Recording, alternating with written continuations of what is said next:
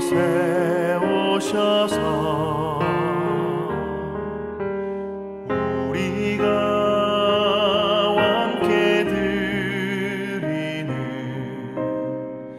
영광을 받아 주소서. 우리는 주님의 백성, 주님은 우리 왕이라. 왕이신 예수님 오셔서 좌정하사 다스리소서.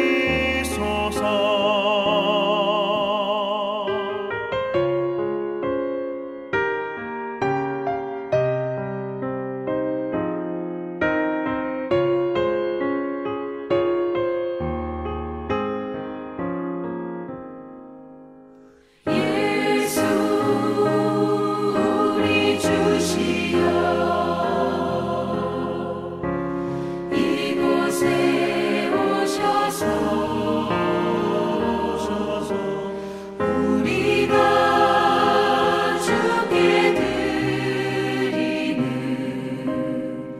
찬양을 받아 주소서.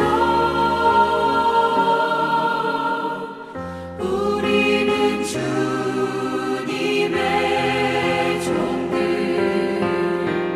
주님은 우리 주시라. 주 되신 예수님 오셔서 이 찬양을 받아 주소서.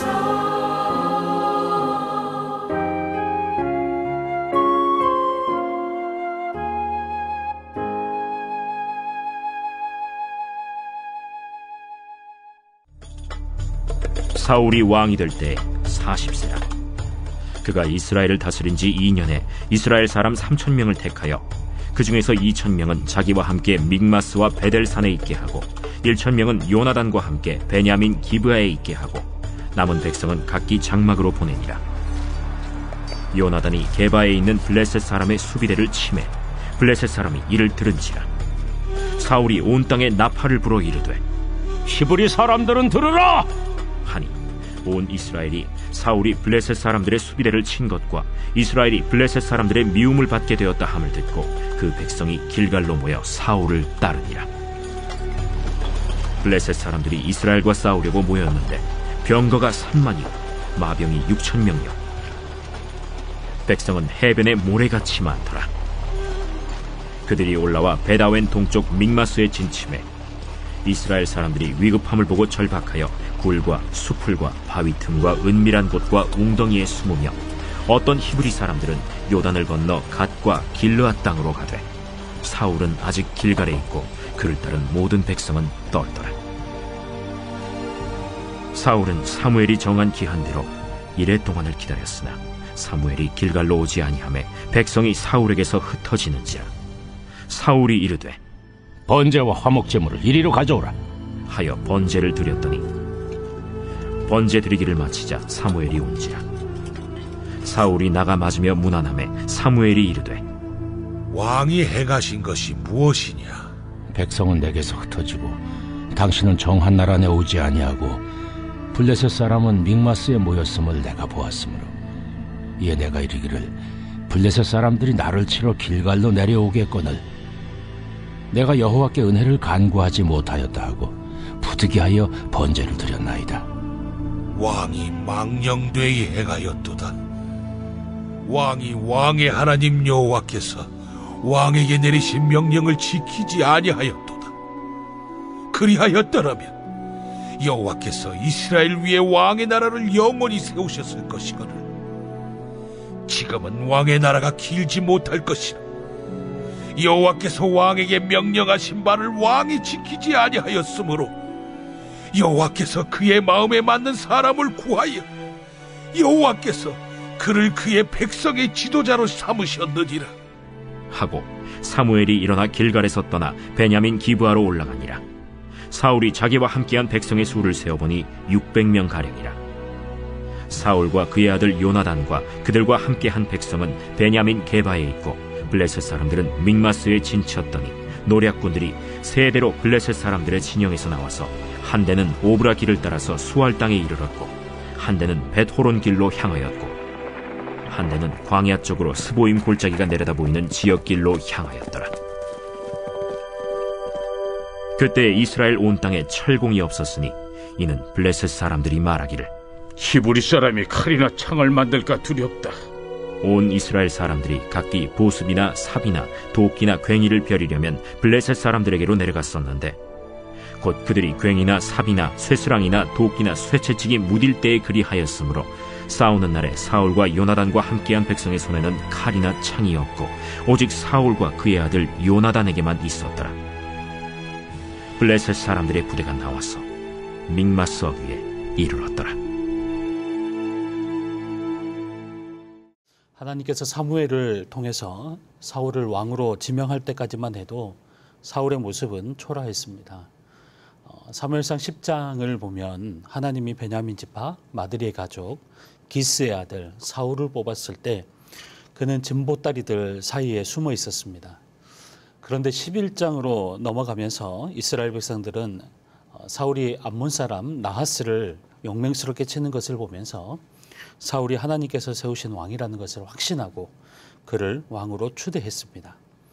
그리고 오늘 본문 13장을 보면 왕이 된 사울의 통치에 대한 공식적인 첫 번째 기록이 등장하는데 그 사건이 바로 블레셋과의 전투입니다.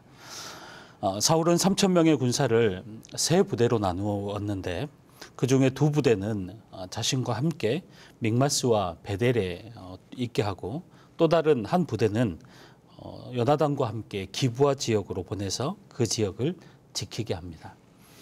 그리고 나머지 군인들은 각자의 장막으로 돌려보내기도 합니다. 이제 더 이상 큰 군사적 위험이 없다고 판단했던 것입니다. 그런데 요나단이 자기의 부대를 이끌고 블레셋 군대의 전초기지인 블레셋 요새를 공격하는 일이 갑자기 생기게 되면서 블레셋과의 전면전으로 전쟁이 이어지게 되는데 이 상황에 대해서 5절에서 7절까지의 말씀은 이렇게 기록하고 있습니다.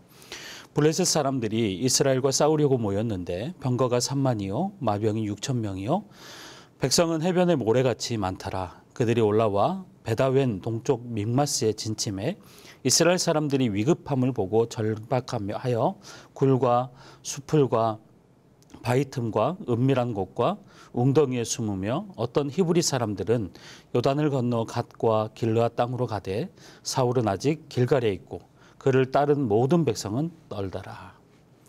블레셋 군대가 이스라엘을 치려고 모였습니다. 그때 병거가 3만이었고 또 마병이 6천 그리고 일반 군인들은 바닷가에 모래알처럼 많았다라고 기록하고 있습니다.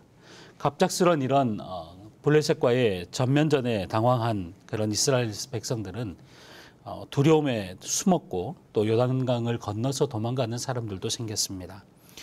더 절망적인 것은 그 당시에 강력한 철기 무기와 병거, 마병으로 무장된 블레셋 군인들과는 달리 이스라엘 군인들은 사울과 요나단을 제외하고는 제대로 된 철기 무기 하나도 가지고 있지 않았던 것이죠. 이런 위기 상황에서 사울은 제사장인 사무엘이 와서 번제를 드려주기만을 원하고 있었습니다. 그런데 사무엘이 오기로 한 일주일이 지났는데도 오지 않자 더 이상 기다리지 못하고 스스로 화목제물을 취하여 번제를 드리게 됩니다. 이 일로 인해서 사울의 왕위는 영원히 이어지지 못하게 되는 결과를 초래하게 됩니다.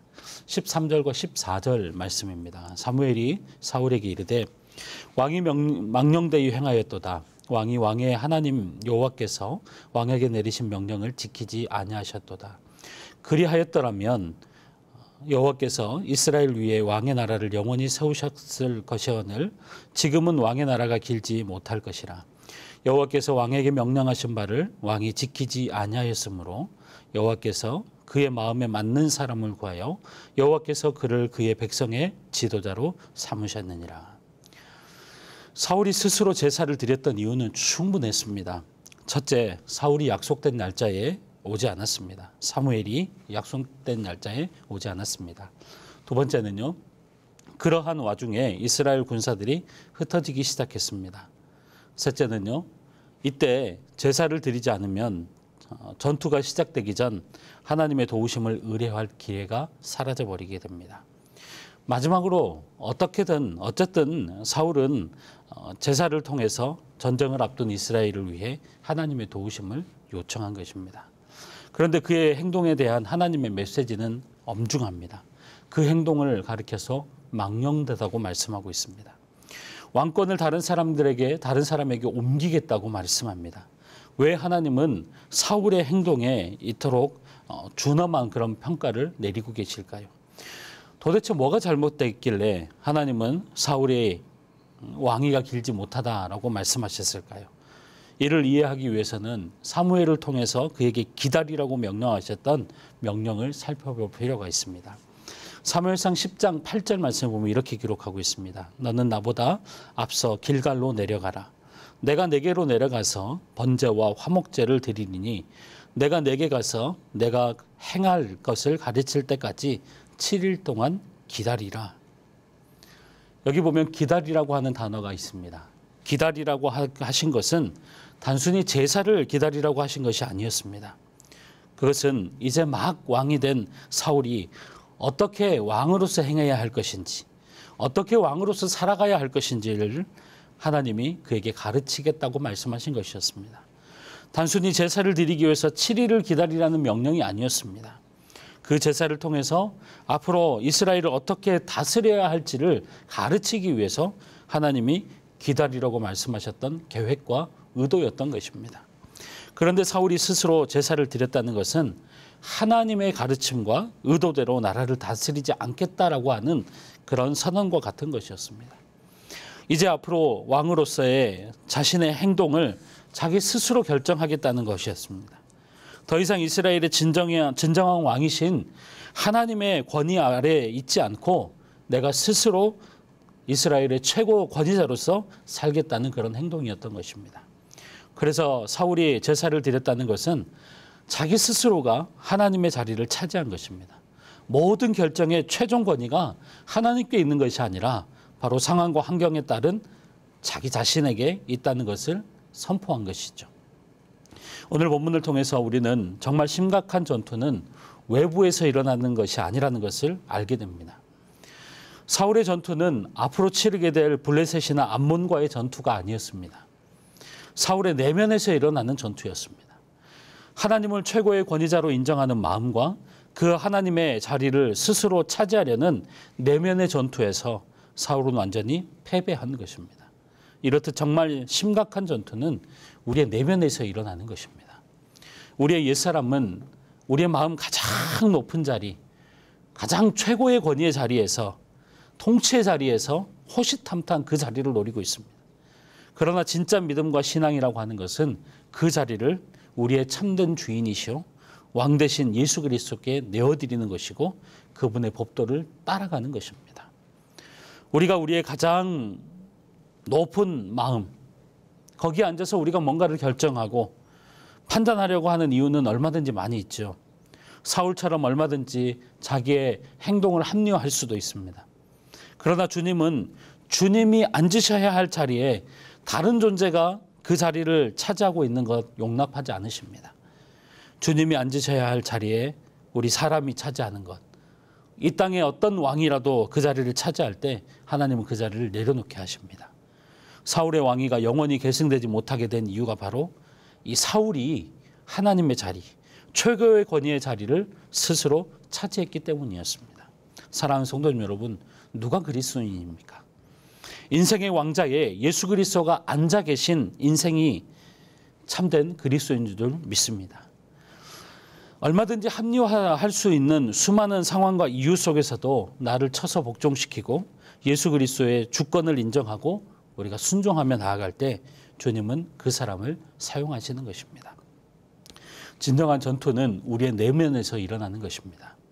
우리는 우리 속에 여전히 남아있는 옛사람을 버리고 그리스도를 우리 중심에 모셔드림으로 완전한 주님의 통치를 받아야 합니다. 우리의 진정한 왕은 오직 하나님 한 분이십니다. 내가 진정한 왕이 아니고 진정한 왕은 하나님 한 분이십니다. 오늘도 우리의 진정한 왕 되신 예수 그리스도의 통치와 다스림 가운데 살아가는 한날이 되기를 주의 이름으로 축복합니다.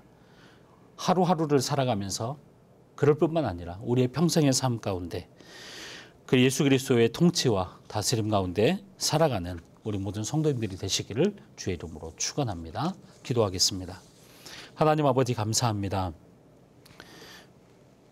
오늘도 우리를 향한 계획으로 우리를 선하게 인도하여 주시니 감사합니다. 그러나 하나님의 계획과 인도하심보다 우리의 생각과 우리의 판단이 앞설 때가 너무나도 많습니다. 우리가 우리 스스로를 그리스도인이라고 하면서도 주님이 앉으셔야 할 자리에 우리가 앉아서 우리의 소견대로 행하며 살아갈 때가 너무나도 많이 있고 우리 스스로가 왕이 될 때도 많습니다. 우리의 죄악을 용서하여 주시옵소서. 주님보다 앞서지 않게 하여 주시고 주님의 자리를 가로채지 않게 하여 주시고 주님의 인도하심을 경험하며 주님의 주권과 주님의 왕권을 인정하며 말씀대로 살아가는 우리가 되게 하여 주시옵소서. 코로나로 인해서 또다시 힘든 시간을 마주하게 됩니다. 우리의 연약함을 바라보게 하시고 우리의 힘이 아닌 주님의 도우심밖에 없음을 바라보는 이 시간이 되게 하여 주시옵소서. 특별히 코로나와 세속화의 물결 속에서 세상의 지탄을 받는 한국교회를 불쌍히 여겨주시고 교회가 다시 한번 복음의 영광을 회복하게 하시고 주님의 자리를 주님의 영광을 가로채지 않게 하여 주시며 오직 주님의 영광만 드러내는 교회들이 되게 하여 주시옵소서. 코로나 사태가 속히 종식되게 하여 주시고 수고하는 방역당국과 의료진들을 붙잡아 주시고 백신과 치료제들도 속히 개발되게 하여 주시옵소서. 특별히 또다시 온라인 예배로 전환하는 가운데 육체적 편안함과 믿음을 바꾸지 않게 하시고 우리의 예배가 더욱더 신령과 진정의 주님이 기뻐 받으시는 예배가 되게 하시고 우리의 믿음도 더욱더 새로워지고 견고해지게 하여 주시옵소서. 뿐만 아니라 우리의 육신적인 부분까지도 주님께서 책임져 주시고 우리의 다음 세대들도 주님께서 책임져 주시옵소서. 특별히 수해와 또 코로나로 인해 고생하시는 미자립 교회와 목사님들 그리고 선교사님의 사역들도 회복의 은혜를 허락하여 주시옵소서. 이 시간도 우리의 연약함도 염려도 아픔도 주님 앞에 올려드립니다. 우리 스스로가 왕이 되어 결정하고 판단하지 말게 하여 주시고 왕 대신 주님께 맡겨드림으로 하나님의 통치와 승리가 우리의 삶에 넘치게 하여 주시옵소서. 감사드리며 예수님의 이름으로 기도하오며 이제는 우리 구주 예수 그리스도의 은혜와 하나님 아버지의 크고 극진하신 사랑하심과 성령님의 감동감화 위로교통 충만하심이 우리의 진정한 왕이 하나님이심을 고백하며 인정함으로 하나님의 통치와 승리를 경험하기를 소원하는 주의 모든 권속들 머리 위에 그리고 가정과 교회 위에 이제로부터 영원토록 함께 있을지어다. 아멘.